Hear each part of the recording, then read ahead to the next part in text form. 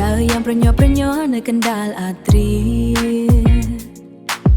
ខ្ញុំកំពុងស្វែងរកអត្ថន័យនៃជីវិតទោះបីជាមនុស្សម្នាក់ផ្លូវខុសគ្នាក៏ដោយក៏ខ្ញុំចង់បានចម្លើយផ្ទាល់ខ្លួនរបស់ខ្ញុំចង់បានចម្លើយផ្ទាល់ខ្លួនរបស់ខ្ញុំថ្ងៃមួយមនុស្សអ្នកនោះបានផ្ដល់ឲ្យខ្ញុំនៅពាក្យសម្ដីដ៏ទន់ភ្លន់ចុងក្រោយអរគុណសម្រាប់ជីវិតដ៏អស្ចារ្យបំផុតដើម្បីឲ្យខ្ញុំអាចស្រឡាញ់ជីវិតនេះ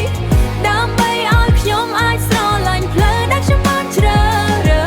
សខ្ញុំចង់ញញឹមនៅវិនាទីចុងក្រោយដើម្បីអាចនិយាយថាវាពិតជាអស្ចារ្យណាស់យប់ដែលមានភ្លៀងធ្លាក់ជជែកជាមួយមិត្តភក្តិអំពីអតីតកាលនិងអនាគតទោះបីជាយើងដើរផ្លូវខុសគ្នាក៏ដោយយើងមានគោលដៅឆ្ពោះទៅកន្លែងតែមួយនៅពេលនោះមនុស្សអ្នកនោះបានបួងសួ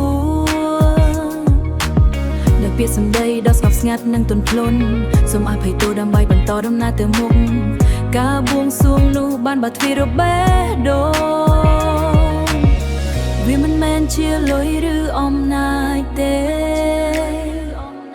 អ្វីដែលនៅសេសសល់ចុងក្រោយគឺអនុស្សាវរីយ៍ដែលភ្លឺចែងចាំងក្នុងបេះដូងឥឡូវនេះខ្ញុំបន្តសន្សំពេលវេលានេះ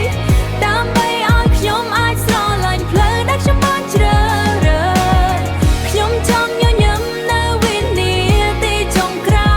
យដើម្បីអាចនិយាយថាវាពិតជាអស្ចារ្យ